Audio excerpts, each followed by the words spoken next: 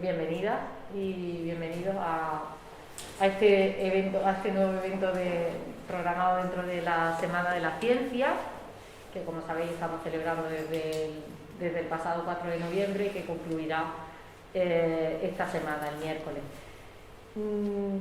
Lo que pretendíamos con este encuentro, con esta charla, con esta conversación, era pues rendir un homenaje, pero al tiempo hacer algo que se nos quedó pendiente hacer con Juan Serrano cuando creamos este espacio, el espacio artístico Juan Serrano. Como sabéis, hay parte de su obra a partir de este pasillo. En 2015 creamos este pequeño espacio y expusimos el resultado de una experiencia que se llamó El arte que ama a las ciencias. Aquello fue una idea, como todo lo que hacía Juan, ¿no? De lo que seguramente esta tarde vamos a hablar, esa manera de trabajar colaborativa, de dejar que las ideas fluyan de un sitio a otro.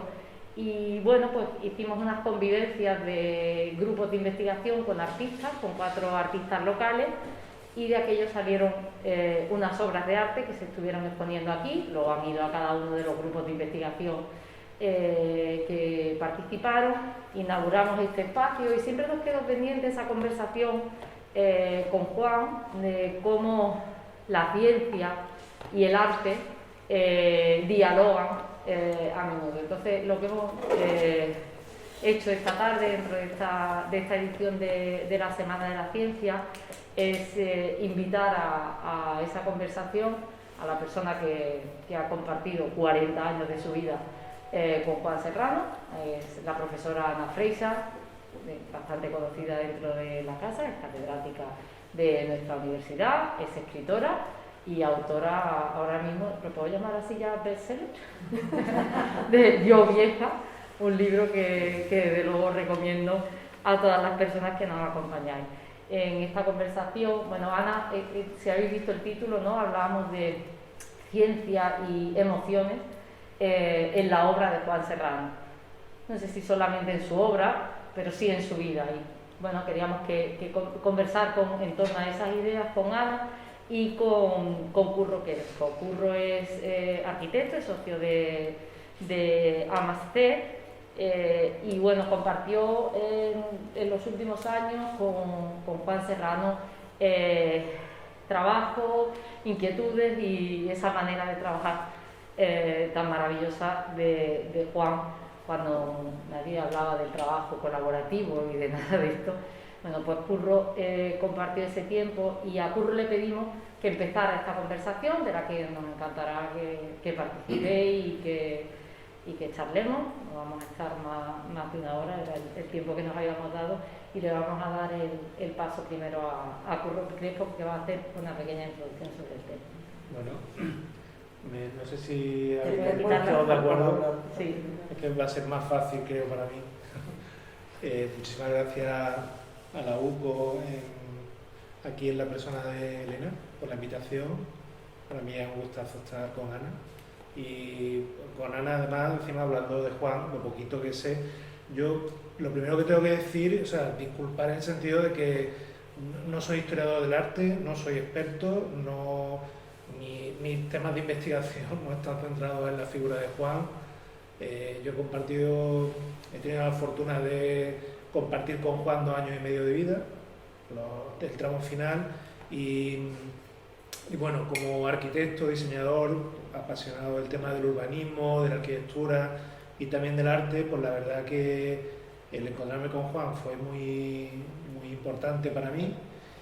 Y fruto de ese encuentro y de esa curiosidad por la magnitud de la figura de Juan, yo lo que traigo aquí son 4 o 5 ideas fabricadas por mí mismo, de autoconsumo, a partir del trabajo de Juan, primero formando parte del equipo y después ya por separado, porque esto está enmarcado en el tema de la Semana de la Ciencia. Y bueno, siempre, yo creo que en Occidente se ha instaurado de una manera muy sólida esa visión diferenciada del arte y de la ciencia, del arte, de la ciencia y de la tecnología.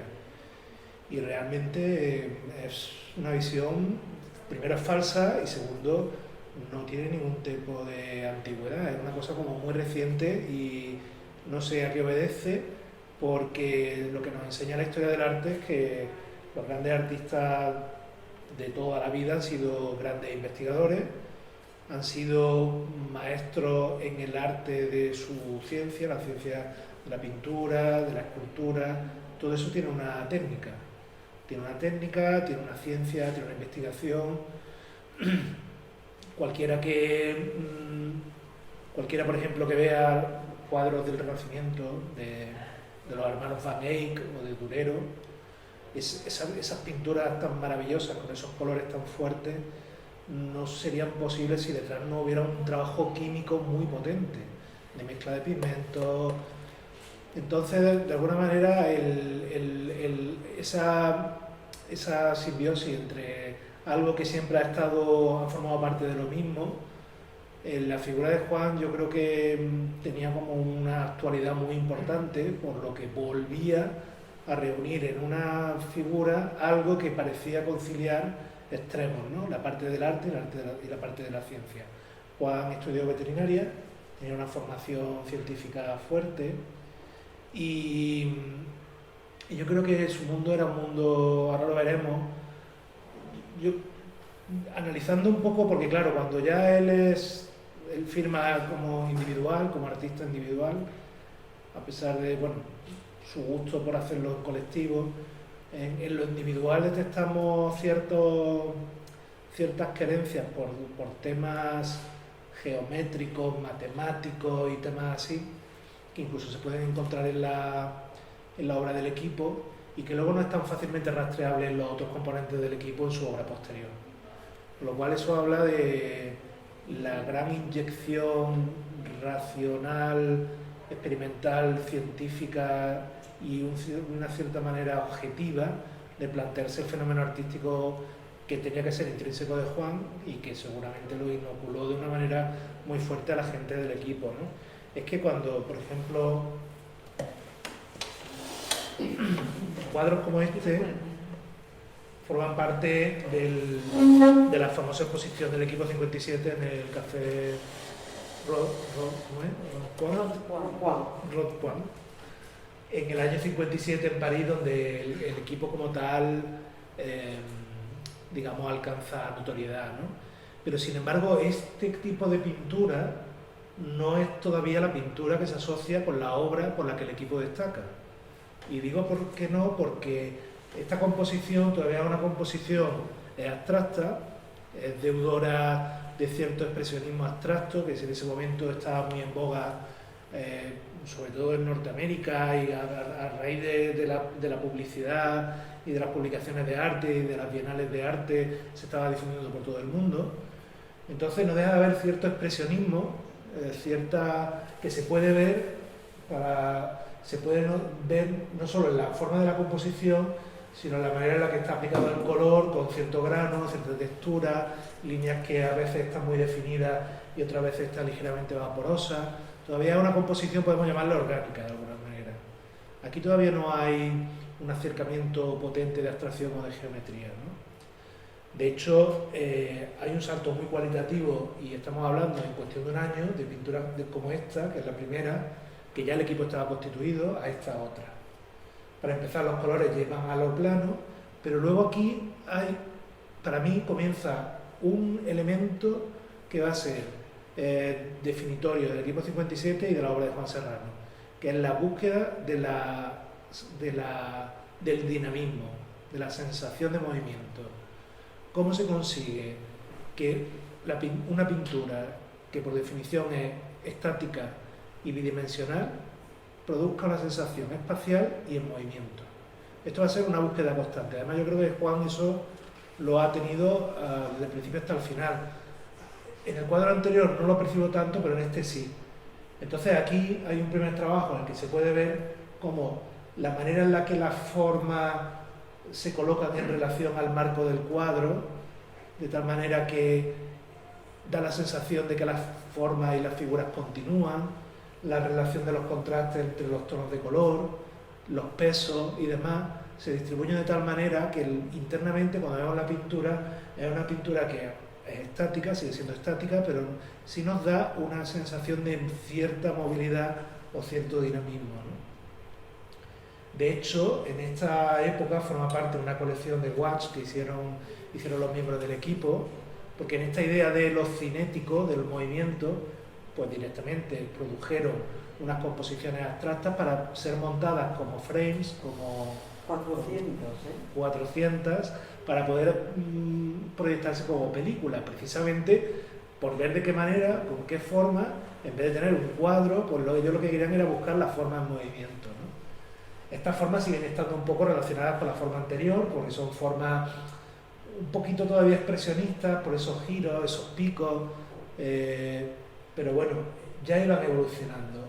Hay un documento quizás muy definitorio y en ese sentido yo creo que es como la cúspide ahí del equipo, que es el manifiesto por la interactividad del espacio plástico, en el cual ya el equipo, y yo creo que aquí el eco de Juan se suena mucho, intenta producir el acercamiento al arte en esas inquietudes de lo dinámico y lo que está en movimiento, sistematizarlo. De hecho, este manifiesto que lo que intenta es como definir unas reglas de composición, ¿vale? Leído, tiene toda la literatura, la forma de presentación, incluso unos diagramas y unas fórmulas que es como si fueran un paper de una revista científica. Pero aquí hay un elemento que nos interesa mucho, que lo podéis ver arriba a la derecha, que es que eso se introduce como idea fuerza, idea vector dentro del trabajo del equipo, que es la doble curvatura. Porque ya no vamos a trabajar, o el equipo va a dejar de trabajar fundamentalmente con quiebros que no dejan de ser muy expresionistas, que dependen mucho de la mano del autor, y precisamente en esa búsqueda que ellos hacían de dibujar el autor, ahora de repente van a encontrar una nueva forma que va a ser la doble curvatura, es decir, el elemento que siendo límite se expande por una parte del espacio y por la contraria. Y a partir de ahí, esa doble curvatura va a empezar a explicar las composiciones de los siguientes cuadros del equipo, como podéis ver aquí. Ya deja de ser forma tan angulosa, donde el dinamismo se conseguía por ese efecto tan de cuchillo, tan de hoja de cuchillo, y de repente empiezan a aparecer formas más fluidas que siguen remitiendo al concepto de movimiento gracias al trabajo de la doble curvatura. Este elemento no solamente lo van a trabajar en el cuadro, que es plano, sino también en el propio espacio. Aquí ya se nota que el equipo empieza a estar interesado pues, por superficies no regladas, superficies regladas, paraboloides, hiperboloides. De hecho, cuando ellos mismos empiezan a trabajar de manera más sistemática bajo estas líneas o estos conceptos, empiezan a generar estas ya composiciones un poco manieristas, por decirlo así, en el sentido de que ya de repente el foco del cuadro se amplía y empieza a aparecer esta especie de espacio molecular. A mí me resuena, me generan como resonancias de imágenes de carácter de microscopio, de formas de vida como muy microscópicas, y ya por último incluso introduciendo nuevos factores geométricos como la simetría y el tema del módulo, de la simetría, etcétera. El equipo llega de una manera, en esta especie de periplo, a unas composiciones que, bueno, vistas hoy en día, parecen teselas o mosaicos de inspiración musulmana, islámica. Entonces es muy curioso como, bueno, no es curioso porque en el fondo todo esto era muy moderno, pero sin embargo era muy antiguo. Posiblemente esto era esa dualidad que tiene lo moderno, que es profundamente también esencial, ¿no? O clásico. Pero como el equipo llegó empezando por una abstracción menos compuesta, llega aplicando parámetros de geometría a estas composiciones cuasi de mosaico es muy interesante, ¿no? Bueno, ya ahí hay un punto en el que entran en otros fenómenos que en aquel momento en Francia fundamentalmente había adquirido se había introducido, además muy fuerte con la galería con la que ellos trabajaban, que era el arte óptico, el op art. Entonces, claro, ya precisamente el op art trata de generar esa especie, a partir de los fenómenos ópticos, de engañar a la retina, el producir sensaciones ilusorias de movimiento, de profundidad, etcétera. Y bueno, ya como un poco la sublimación en este punto del trabajo del equipo llega con estas composiciones que recogen lo anterior y encima les meten un nuevo vector de complejidad, que yo creo que esto ya empieza a ser como el final, ¿no? Como tal, porque esto posiblemente iba siendo un camino que se iba encontrando sin salida, ¿no? Por puro agotamiento. También reseñar desde el punto de enlace con las matemáticas son las superficies regladas, los paraboloides hiperbólicos, que ellos también los estuvieron investigando mucho tiempo, y esto fue una propuesta de escultura llamada Averroes. Había una intención por parte del equipo de que esto estuviera producido a gran escala en Córdoba, etcétera. Pero bueno, yo creo que la escultura Averroes ejemplifica muy bien el trabajo topológico de superficie, la inspiración en la geometría, que sobre todo en la última etapa, menos plástica desde el punto de vista de lo emocional y quizás más geométrica, más matemática, caracterizó al equipo. Claro, es muy difícil, en un trabajo colectivo es muy difícil distribuir las responsabilidades o los pesos de las personas, ¿no? Y tampoco creo yo que sea lo que ninguno de ellos desearía, ¿no? Buscar la manera de... Nos daría capones. Claro.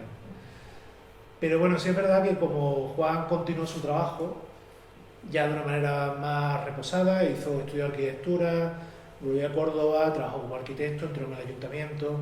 El trabajo artístico yo creo que quedó a lo mejor en un segundo plano, aunque llegado el caso, llegado el momento, sus bazas como diseñador las puso en juego. Y a continuación vino una obra en la que yo creo que él se mostró más puramente, en un sentido de intenciones, que es la que a continuación os enseño. Pero bueno, hay trabajos de él, de pintura y demás, que como podéis ver siguen en las mismas coordenadas que estaban en las propias del equipo. En lo que son las formas intencionadamente colocadas en relación al marco, con el trabajo de los colores, una especie de sensación como de tridimensionalidad apuntada pero no presentada de una manera tal cual. Parece una figura de 3D pero no exactamente, ¿no? El ojo quiere ver aquí como facetas de una especie de poliedro irregular, con sombras. Es decir, que de alguna manera pues Juan continuaba con esas cosas que estuvieron presentes en los trabajos del equipo. Ahora se introducen nuevos factores, como es por ejemplo el tema del módulo y su repetición y el color como vector, o sea, como elemento de diferencia, como se puede ver aquí. Luego hay un tema también muy interesante que habla, yo creo que de cierto carácter pop de la obra de Juan, no op, sino pop, que es el tema de la forma y la envolvente, en la cual de repente aparecen, si os fijáis, unos motivos geométricos que no responden a la lógica de la composición de la forma, sino que, como veis en esta figura, es como si una cosa fuera el papel de regalo y otra cosa fuera la figura. Y entonces esto nos va produciendo encuentros, pliegues, cosas que no, falta de congruencia, que lo que está haciendo es también trabajar un poco con esas maneras también un poco, como diría, dirigidas que tenemos a la hora de mirar las cosas, que nos gusta ver en las aristas de los elementos el encuentro de las diferencias. Aquí, por ejemplo, Juan está trabajando en esa discordancia entre aristas de la figura y aristas, digamos, del revestimiento, ¿no? Eso mismo, ese trabajo de las proyecciones de lo geométrico proyectado sobre un espacio o una forma tridimensional fue también fue una constante de su trabajo, y de hecho en trabajos como este pues Claro, aquí introduce el patrón geométrico superpuesto como proyección, ¿vale? Que es una operación matemática sobre una superficie que también está a su vez plegada, empieza a producir formas no controladas, formas a priori no controladas. Aquí hay un factor quizás nuevo que Juan, con respecto al trabajo del equipo, introduce. Yo creo que es el factor de la sorpresa o del azar, como el juego.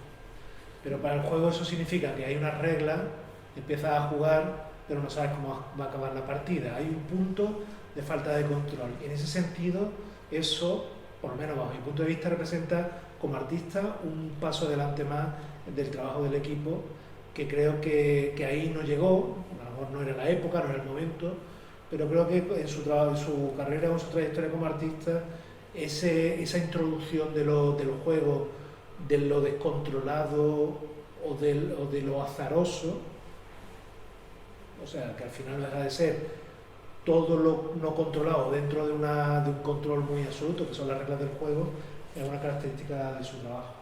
Hay otra reminiscencia que viene del mundo de la ciencia en el trabajo de él, que son los gradientes, que esto, por supuesto, viene mucho del mundo de la física, viene mucho del mundo de los espectros de investigación, de cuando se realizan espectros de resonancia, etcétera, etcétera, que es este mundo de los gradientes, como hay que decir, bueno, más o menos ya lo estáis viendo, aquí el arte no trabaja con la aplicación de los conceptos matemáticos o físicos de una manera literal, sino que lo hace de una manera no necesariamente evocativa, sino de otra forma, porque hablan de los mismos conceptos, pero no necesariamente desde la aridez de la aplicación de una fórmula, sino desde lo que supone precisamente el gradiente como un elemento que lo que nos hace es como un mundo infinito de transición entre dos polos que son los que generan el gradiente, ¿no? Otro aspecto suyo de trabajo que fue muy interesante fue el desarrollo de piezas de mobiliario, de diseño, donde había una preocupación no solo por la forma, sino por la construcción de la forma. Y eso yo creo habla de un poco de su faceta tecnológica, y eso es algo que vivimos mucho con los últimos trabajos de él, la preocupación en cómo se hacen las cosas. No solo el cómo se formalizan, sino el cómo se construyen. Y de hecho en la construcción, esto es algo que yo creo que él lo llevaba de siempre, luego al final se canalizó gracias también a sus estudios de arquitectura, pero aquí en son los elementos, digamos, abstraídos de la complejidad de la arquitectura, como son estas piezas de diseño, se percibe muy bien, ¿no? El cómo la construcción acaba dando también una conformación del elemento de igual rango que la forma del propio elemento, ¿no? Experimentos como este de búsqueda de lo que sería el diálogo de las formas en el espacio. Y luego, como dos trabajos finales, yo ya con esto termino, en los que él estuvo trabajando en su última época, fue el de la columna sin fin, para amigos de Medina Zahara, que fue un trabajo inspirado en la obra de Constantin Brancusi, en la idea del módulo repetido hasta el infinito, que en la columna de Brancusi ese módulo es un módulo como tronco cónico que se repite, con lo cual forma una especie como de vasija que se va repitiendo. Entonces, claro, se repite, digamos, como un vector en una dirección de abajo hacia arriba, ¿no? O de arriba hacia abajo. Juan es lo que su interpretación de la forma, que como podéis ver, de alguna manera recupera esa especie de pulso, de onda que tiene la columna. Sin embargo, a nivel de planta, visto desde arriba, era una forma abierta, a diferencia de Brancusi, que tenía una forma cerrada, porque era como una especie de vasija. Las formas de Juan eran unas aspas que se abrían en las cuatro direcciones bueno, en este caso los 4 puntos cardinales, ¿no? Y además no como si fuera una cruz, sino como una cruz donde cada una de las aspas se desgaja, de tal manera que al final deja un centro vacío, ¿no? Yo creo que es la idea no solo de la infinitud en una dirección, sino en todas las direcciones del espacio. Aquí tenéis una imagen de cómo quedó la columna.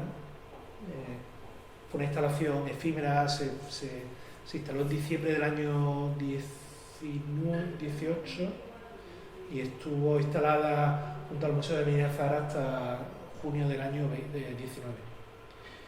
Y bueno, tenía un revestimiento de plástico muy bonito que daba un juego con las luces del día espectacular, ¿no?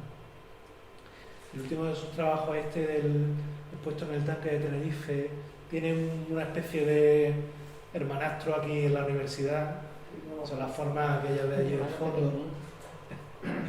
Pero este es distinto, porque esto es una sala cultural que hay en Santa Cruz de Tenerife, que es un antiguo depósito de gasoil. Entonces, bueno, es un depósito de gasoil inmenso junto al puerto.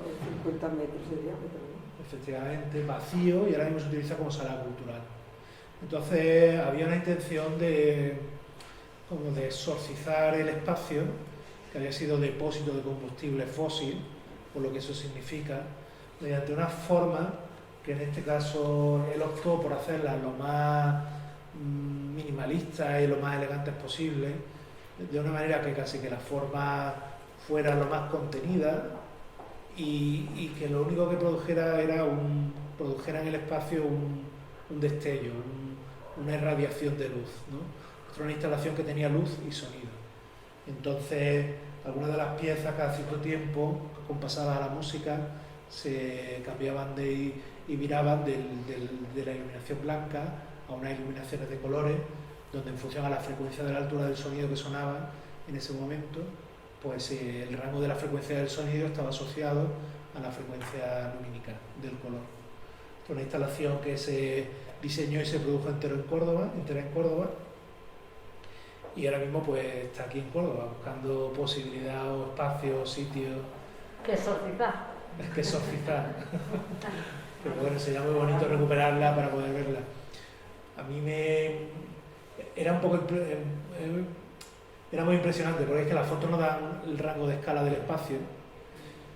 Y aquí Juan hizo una cosa muy peculiar, porque aunque es la misma pieza, colocada una y otra en forma de C, genera un rectángulo único, solamente reconocible por su perímetro de lumínico. Que son dos. Ahí se ve bien, ¿no? Que son... Y luego a mí me inquietaba mucho porque le veía la proporción del monolito de 2001 y me resultaba bastante... Al final era el trabajo que él hacía, porque cuando viendo los bocetos no es casual la referencia, aunque parezca una broma con respecto a la película de Kubrick, es que al final hay un tema de proporciones en el rectángulo que, vamos, no sé si Juan tenía esa referencia en mente o no, pero estas formas tan específicas y que resuenan de una manera precisamente por el módulo y la composición que tenía, ¿no? Y bueno, esto digamos es una visión como muy somera y muy resumida. Pero nos ha puesto, vamos, yo creo que nos ha puesto muy en contexto la obra de Juan y su relación con la ciencia. Has hablado de eso, de la matemática, de la geometría, de la física, del movimiento, de la óptica, de cómo todo eso está en su obra. Yo tengo que decir, si me dejas ese hermanastro, yo me gusta más lo de hermanito, que hermanastro, tengo que decir que lo tenéis aquí en el laberinto, que ha servido también para exorcizar un espacio como este, que está en la planta de la gestión económica, de la gestión administrativa de esta universidad, y es un sitio, sin embargo, donde pues, las personas que estamos en el rectorado, yo lo hago, cuando tienes que contar una hasta 10, pues hay un espacio maravilloso que es ese laberinto, ¿no? que trajimos. Esta obra está ahí también, ¿vale? de la que ha hablado Curro, y bueno, creo que eso también tendríamos que hacerlo, ¿no? Curro ha hablado de la obra del tanque y de que la tenemos en Córdoba, ¿qué hacemos con ella, ¿no? Pues identificar la obra de Juan Serrano dentro de la ciudad y del equipo, pero de Juan en nuestra Facultad de Filosofía y Letras hay dos obras de él, aquella torre que hizo en pequeña dimensión con Miguel Gómez Losada, aquella cuando estuvieron experimentando con aquella decoración vegetal y demás. Decía, y te voy a lanzar una primera pregunta, decía Curro que Juan era científico en su manera de producir, pero claro, yo pienso en lo científico como algo desde esa perspectiva más positivista de la objetividad, y de pronto pienso en el Juan del juego y digo, bueno, será la ciencia está en la técnica, está en esa experimentación, pero su metodología, no sé hasta qué punto podemos identificarla como científica si pensamos en esa ciencia tan medida y tan académica, ¿no? No sé cómo lo veías tú, si realmente su proceso creativo era así o había mucho, porque yo no lo pienso objetivamente, yo le veo jugando sobre todo con la obra final de los laberintos y demás, y digo, bueno, no sé hasta qué punto. Bueno, pues buenas tardes a todo el mundo que estáis aquí. Gracias, Elena, por traer la memoria de Juan y Curro, que ha sido quien le ha permitido a Juan vivir bien, sobre todo en el último tiempo de su vida.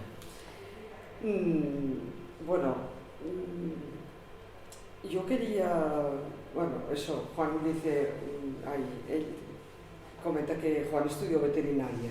Este espacio artístico, Juan Serrano, tiene también que ver con el tema de que en esta facultad él había estudiado veterinaria y bueno, a él le hizo mucha ilusión porque cuando hicieron una exposición en el conservatorio en el que había estas estructuras y luego funcionaban también.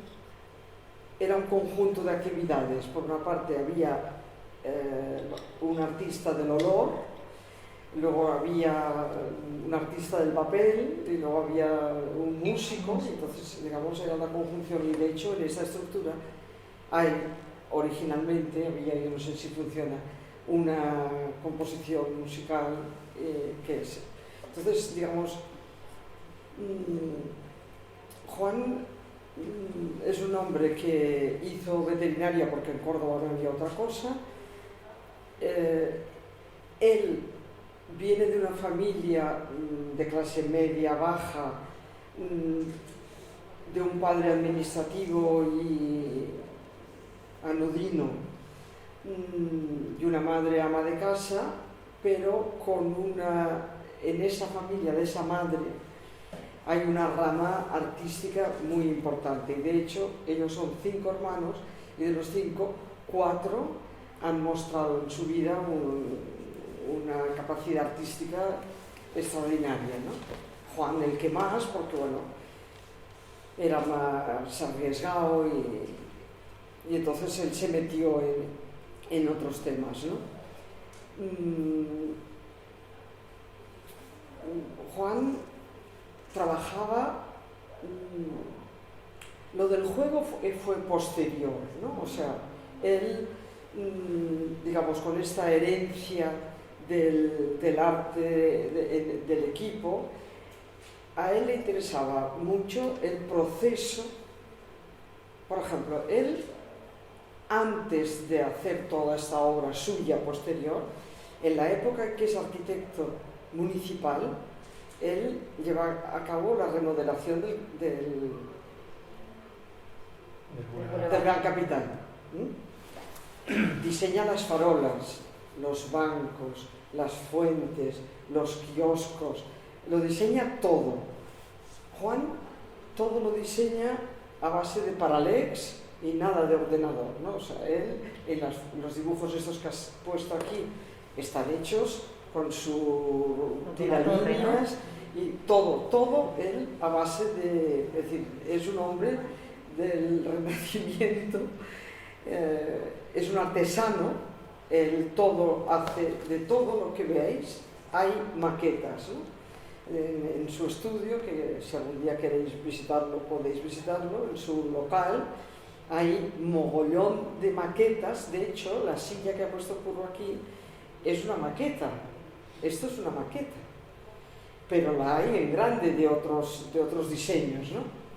Entonces él todo lo hacía a mano. Primero hacía la maqueta, no sé quién me dijo el otro día, me comentó que le habían propuesto, ahora no me acuerdo quién, no sé qué, y no lo entendían, dice, y al día siguiente llegó Juan con la maqueta. Eso fue aquí, al rector, cuando le mostró, sí, la tuvimos para explicar lo que íbamos a estar, no sé si fue otro caso, pero aquí a este rector, entonces, para convencerle, vino con una maqueta hecha del pasillo, de cómo íbamos a ponerlo todo, para que en cabeza del rector entra. Él trabajaba también con artesanos del hierro, artesanos de la madera, tal. Por ejemplo, esta pieza que está aquí está hecha por un carpintero que es un artesano magnífico, ¿no? Esto también. Es decir, entonces Juan tiene, yo voy de aquí para allá, pero bueno, esto es mi síndrome mental. Del equipo tiene la idea del trabajo colectivo, ¿no? Entonces ellos fueron los únicos, porque también hubo otros movimientos de trabajo colectivo, el grupo del palo, o de, ¿cómo se llama? El paso, pero todos, cuando su obra empezó a valer dinero, se pelearon y se separaron y tal, ¿no? Ellos han sido los únicos que, siendo 5, y su obra no valía nada hasta que un día valió mucho dinero, ¿no? Entonces, Denise René, que era una galerista que murió hace un tiempo, una galerista de París, la más importante de arte constructivista en Europa, pues ella decía que el equipo eran una muestra de solidaridad, la única muestra de solidaridad que ella conocía en el mundo del arte cuando la obra valía, porque claro, cuando todos somos pobres es fácil compartir, pero cuando una pieza vale mucho dinero, pues de repente la gente se pelea, ¿no? Bueno, pero estos no se han peleado nunca, no sé cómo lo han hecho, pero no se han peleado nunca. Entonces él, de esta cosa colectiva, con esta cosa colectiva, bueno, él luego vuelve de París y montan el equipo y tal, y él empieza a estudiar arquitectura, con 4 hijos y una mujer que se los lleva a Madrid, estudia, hace la carrera, yo no sé ni cómo hizo esa carrera, dice cuando lleva el examen de ingreso, todos iban con cajas de muchos colores y tal, y él iba con el carboncillo y el trapito en la mano y tal, ¿no? O sea, bueno, era un hombre como de otro mundo, ¿no? Entonces esta idea de lo común no lo ejercita en la época del diseño del Gran Teatro, del Boulevard,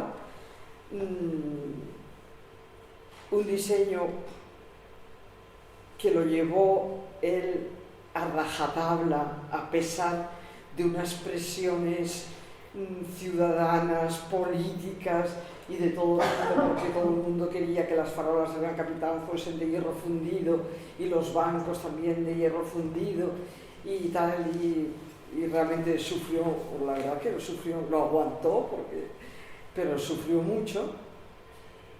Y después de esto, una vez jubilado, y a través de sus lecturas, porque Juan era un hombre del Renacimiento, ¿no? Era un hombre que le interesaba la música, la pintura, el cine, le interesaba todo, es decir, el feminismo, las novelas que yo leía y se las contaba, porque no aguantaba leer una novela, eso sí que no, ha leído una en su vida, creo, pero yo se las contaba.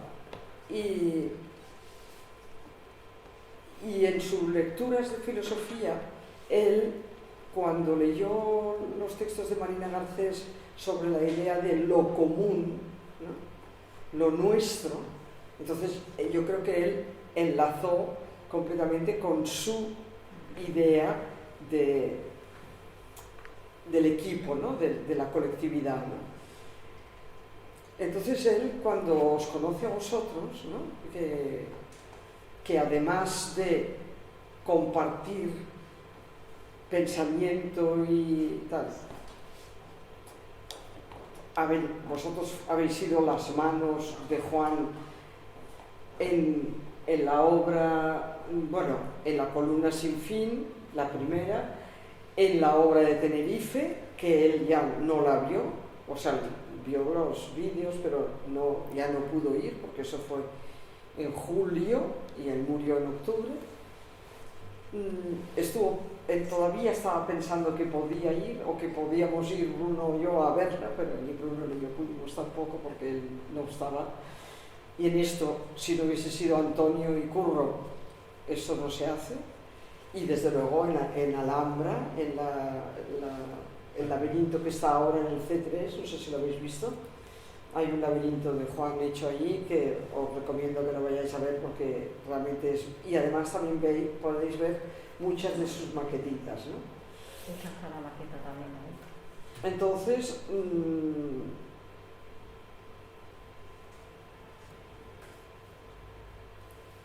en general, Juan era un hombre fundamentalmente humilde.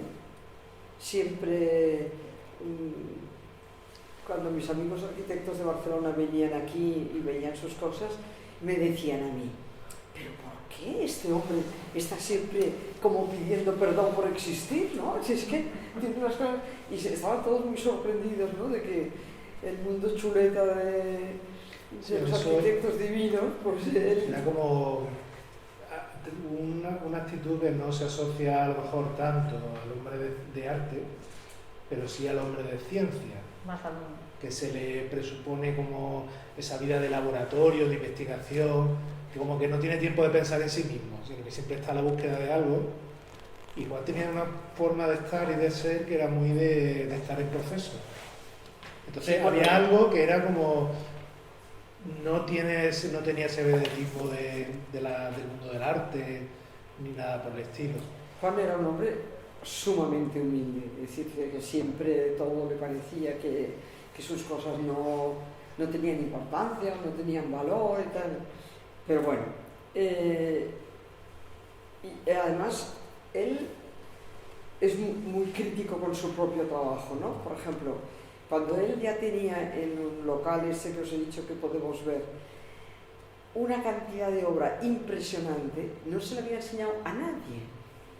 Entonces yo a Rafael Ortiz, que es un galerista de Sevilla, que es el galerista del equipo, le escribí y le dije: Rafael, una vez que vengas a Córdoba y tal, me gustaría que vieras las cosas que tiene Juan, ¿no? Las cosas que ha hecho, pues que de verdad que es impresionante su local. Y le dije: no le digas que te he dicho nada, porque tenías que hacerse todo un poco a espaldas. Entonces Rafael un día le dijo: oye Juan, ¿tú estás haciendo cosas? No, a ver si me enseñas y tal. Y entonces, bueno, aquí empezó ya, y luego de ahí pues hizo una exposición en Sevilla gracias a Rafael y todo esto, ¿no? Entonces él, bueno, esa idea del trabajo en común, ¿no? Como he dicho Curro antes, a Juan le interesa mucho el proceso. Por ejemplo, yo me acuerdo, él diseñó las lámparas, las farolas de Gran Capital, las grandes esas, que tienen como unos radios así, las que miran hacia los edificios. Estas, por ejemplo, están inspiradas en las farolas del Paseo de Gracia, que son de Gaudí, ¿no?, en Barcelona. Son como una especie de homenaje, ¿no? Bueno, pero Juan, de electricidad para adentro y de todo eso, pero él, todo era a base de ensayo y error, ¿no? Él probaba y tal, se iba al taller de Eduardo y del otro y de Aristóteles y venía y era todo probando si funcionaba. El proceso de la creación de la obra le interesaba a él muchísimo, ¿no?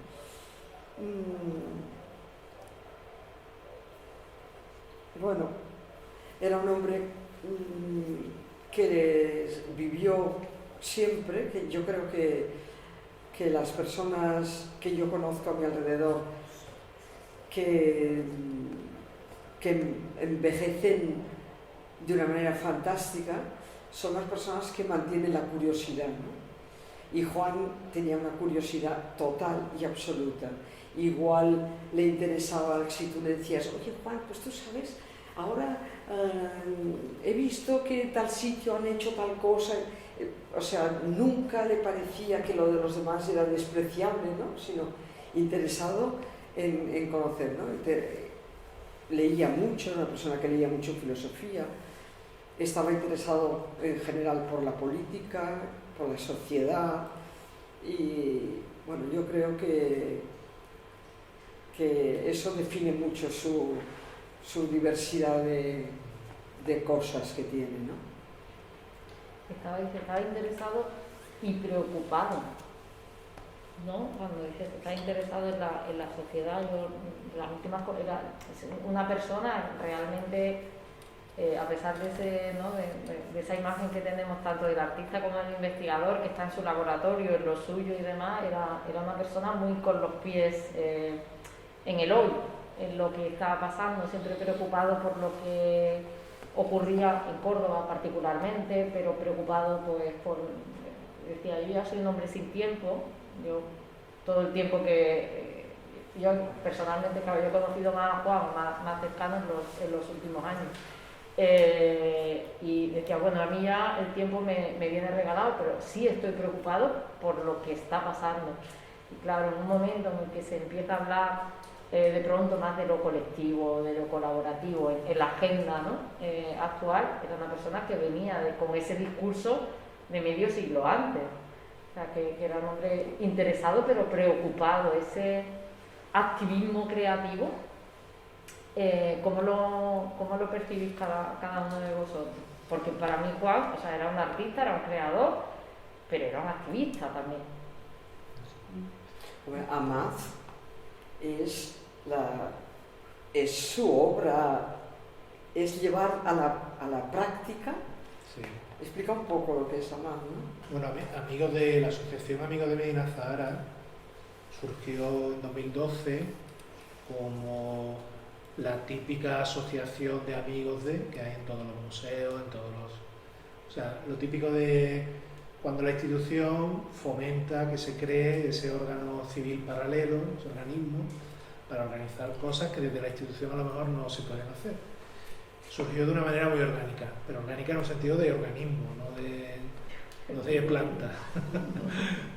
Pero claro, yo creo que tuvieron la mala fortuna, el director de Medina tuvo la mala fortuna de buscar a Juan como presidente, porque, claro, era la peor persona que tú podías poner para hacer una asociación intrascendente, vulgar, sumisa, porque además Cateta. en el planteamiento de que era una asociación vinculada a un conjunto arqueológico, de ahí se esperaba una cosa hagamos el simposio del polímero para rehabilitar la piedra de no sé qué del siglo XII. Pero claro, ¿qué es lo que ocurrió? Que desde el principio Juan, con todo ese bagaje intelectual suyo, lo primero que hace es proponer, pues realmente él no es que estableciera, pero él siempre iba proponiendo, y su visión del patrimonio era una visión muy abierta. Y en todo caso, no desde un punto de vista museístico, sino desde un punto de vista vivo. Es decir, el patrimonio tiene valor mientras siga teniendo valor para las personas que son quienes las disfrutan, quienes tienen el patrimonio, y de las que el patrimonio es fuente de identidad muchas veces. Pero para él eso era un fenómeno vivo, eso no era un fenómeno de yo lo meto en un museo. Y claro, él viniendo del mundo del arte moderno, abstracto moderno, el enlace con Medina Zahara era un choque, porque era el mundo de la arqueología, el mundo de lo antiguo, de lo patrimonial. Sin embargo, yo creo que al final el trabajo que hizo a partir de entonces y hasta ahora, el trabajo que ha hecho la asociación es un reflejo muy importante de su manera de concebir las cosas, porque lo que hace es borrar la etiqueta y los límites. Entonces ya no se trata tanto de que esto es antiguo, que esto es o sea, no es tanto un tema de etiquetas, sino de actitudes. Y las actitudes de colaboración, de trabajo en equipo, de preocupación por algo, de implicación en la realización de las cosas. El diálogo de la ciudad y de la arquitectura con el mundo de Medina. Por de pronto hace una junta directiva que están todos, medio Córdoba del mundo del arte y de la arquitectura, están todos ahí. Y consigue que, porque en el mundo del arte hay mucho ego, yo, ¿no? Y de repente consigue que un montón de artistas y arquitectos muy buenos se anonimicen, se hagan anónimos en una serie de trabajos que se hacen en la ciudad, de trabajos y de actividades súper interesantes, ¿no? O sea, en un trabajo colectivo donde no hay, como en el equipo, ¿no? No hay nombre, hay, ¿no? Y en este sentido yo creo que su última obra ha sido Hamás y el espíritu de Hamás, porque el otro día en el Jardín de los Poetas, ahí en el Marrubial, Hamás ha repintado el mural de Pepe Duarte, de uno del equipo, y lo han hecho los artistas, ellos, anónimamente, con su pincel y ha sido una muestra de arte colectivo también, ¿no? y anónimo, ¿no? Yo creo que tiene también una dimensión política, porque de alguna manera, y él lo ejemplificaba con su propia forma de hacer cosas, aquí había una mezcla en el sentido de, hay un pronunciamiento político en el sentido de decir, debemos comprometernos a transformar las cosas, pero no basta con el compromiso individual, tiene que ser un compromiso colectivo y organizado. Y así es como se van consiguiendo las cosas, compromiso colectivo y organizado. Y eso que puede, claro, que a lo mejor puede estar en esa raíz inicial del equipo, a lo mejor con una cierta inspiración de los movimientos de izquierda a mediados del siglo y toda esta historia, del constructivismo ruso, de la pujanza de la izquierda en los años 50 en Europa, en Francia y demás. Pero igual que en aquel momento era como una cuestión, digamos, de posicionamiento, en un sentido de esta es nuestra opción, a día de hoy, o sea, con una crisis ambiental, climática, social y económica, esto no es una alternativa política. O sea, esto es la única manera de poder seguir un poquito más intentando mejorar las cosas. Es decir, no hay, o sea, ya precisamente los científicos, desde la biología tienen estudiado que la naturaleza sobrevive gracias a la cooperación y no a la competencia. Los mecanismos de supervivencia, eso viene todo del mundo de la biología, luego los psicólogos esto lo han reconocido muy rápido y lo han adaptado, y luego las grandes empresas, las gordas, las tochas, esto lo tienen también muy, muy interiorizado, para mal, pero que eso está ahí, es decir, el cómo la solidaridad y la cooperación es la mejor estrategia de supervivencia frente a la competencia. Había una pintada en modo, ahí en la pérgola, yo lo tengo puesto además en el perfil del LinkedIn, que es donde hay más competencia, pues me puse esa, que es maravillosa. Había una pintada que ponía: no compita, comparte, verá cómo zozobra. Y a mí me parecía maravillosa esa pintada, pero alguien la limpió, que hay muchos grafitis en esta ciudad que no se limpian, pero aquella la limpió. No sé si hay alguna intervención por parte de las personas que habéis venido y demás, porque vamos a ir acabando, pero no sé si os apetece comentar algo y demás antes de que Curro y Ana cierre. Nada, ¿no? ¿No he contado? Yo daros las gracias porque ha sido muy interesante y debería de haber más manifestaciones de este tipo, pero desgraciadamente hay poco. A mí una pregunta que tenía para Ana era ¿cómo vivía él realmente? Porque yo cuando hablaba con Juan decía siempre, pues es mi amigo más joven, O sea, siempre me consideré como una de las personas más jóvenes, más con la cabeza más abierta, pero ¿cómo se llevaba en una ciudad como Córdoba ser un moderno así? ¿No? Que antes hablabas ¿no? de toda esa posición de esa guerra del Boulevard, y Córdoba es una ciudad complicada en ese sentido. Sin embargo, luego cuando hablabas con Juan y veías el recorrido que había tenido, que bueno, pues Córdoba siempre Córdoba también es esto, quiero decir, Córdoba también fue el equipo y la obra del equipo y la gente que ha apoyado, y Córdoba también es efectivamente amar, aunque Córdoba es muchas cosas, ¿no? Pero ¿cómo crees tú que era para él? Bueno, eso sí lo has percibido, lo has vivido. Él era muy crítico con, en general, con esa Córdoba rancia, ¿no? De la inercia. Pero Córdoba es que, como tú dices, Córdoba es una ciudad de contrastes. Yo creo que el clima determina la manera de ser, ¿no? Es una ciudad después del Gran Capitán, que tuvo todo tipo de problemas y que estuvo enfermo después de hacerlo del Gran Capitán, se le paralizó la mitad de la lengua al tío de tensión. Una vez se encuentra con uno en el Gran Capitán que le dice: oye Juan, ¿sabes que he estado en Viena? Y desde luego este paseo podría estar en Viena perfectamente. Y Juan lo mira así y dice: ya era hora que viajaras.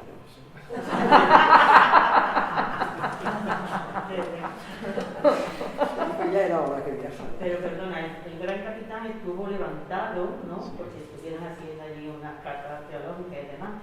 Entonces, posteriormente a eso ya se tapó, ¿no? Y fue cuando hicieron la remodelación. Sí, sí, sí. Que no sé exactamente Sí. qué. Fue en el año Recuerdo que cuando se hicieron en los 90.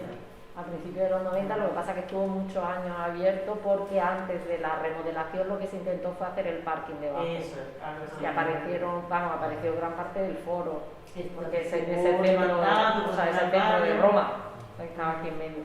Pero la obra de la que habla Ana es posterior, cuando ya no se hace el parking, El parking se se hace la remodelación.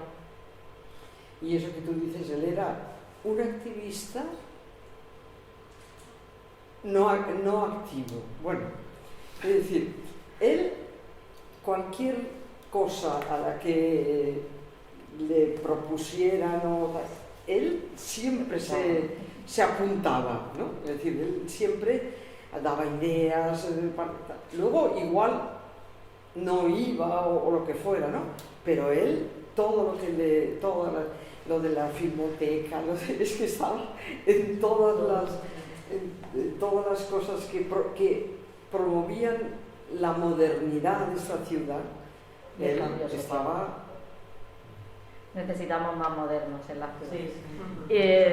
Bueno, vamos a cerrar aquí, si os parece. Muchísimas gracias, Ana, y muchísimas gracias, Curro, por supuesto, a las personas que nos habéis acompañado. A ver si somos capaces de encontrar ese sitio para la hora del tanque.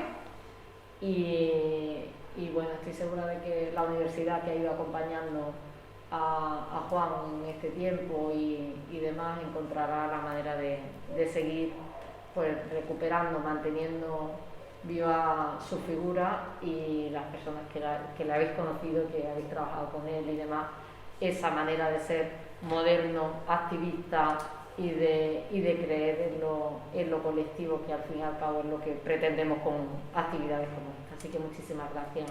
Y así un minuto.